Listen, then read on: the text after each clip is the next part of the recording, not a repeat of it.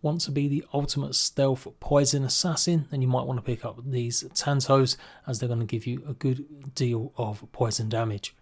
And if you're not that fussed about having a poison blade, well, at least the looks of it I think are pretty cool, so you can always go ahead and transmogrify it.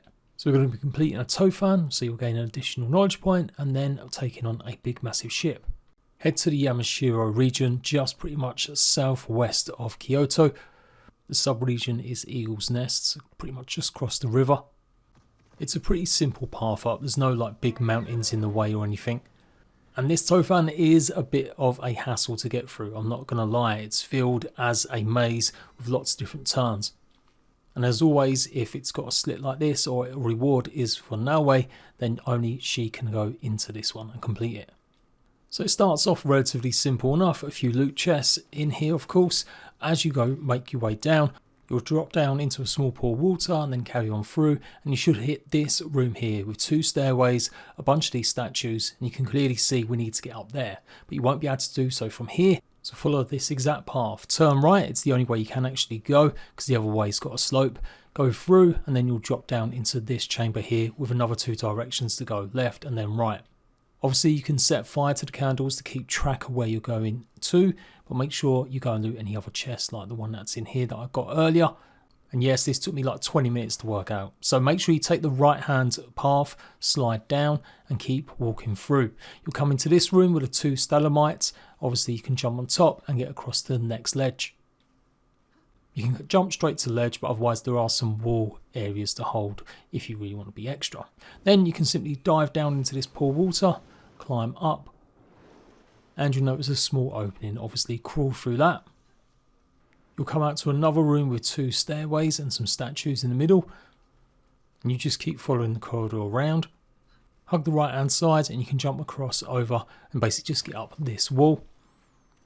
Again, more of the clay statues, go through this corridor and drop down. This is where you can make big mistakes and have to redo it all again. So don't turn left, instead keep going forward. Drop down the slope. There's a large pool of water, instead you want to get up to that ledge, so we're going to turn right and hop on again more of these stalagmites and then get onto this ledge here. Then once up here you can turn right and follow the boards around, and then you should be able to jump, hop on top of these ledges across these boards and up here. There is a little gap there that's got some loot in it, so go and grab that. And then come back the same way that you just went, and then obviously this time we're going to be using a grapple to get across to the big ledge. You'll have another slope that you need to now go up, and then you should notice there's another small ledge with a pool of water we're going to be climbing up. You don't need to jump on this one, you can just clamber up the wall literally right here. Keep climbing all the way up, follow the little corridor around, and again we've got another place to now drop down into. This time we are going to turn left and go down this way here. You come into another small tiny room and another area for you to crawl under. This is something I actually missed, hence why I got more lost trying to explore this place over and over again. Now just hop and jump on this stalagmite here, and then be careful how you aim. I would actually aim to the right hand side so you do jump on this, otherwise it's got a habit of actually diving into the water, and then you'll be using your actual grapple to get across to this ledge. Follow it all the way round, go through the slit, and you're finally here to pick up the poison blade. It's called Yukimitsu's Revenge, and it makes afflicted enemies vulnerable, so you'll be able to do a lot more hits and damage to them. And a poison build up for this level at least of 25 at 18%. And I've got to say, I think it's pretty effective. I am playing on easy mode, so I can rattle through the game finding all the best tools, gear and weapons. But for sure, with the right kind of build, poison can be really strong.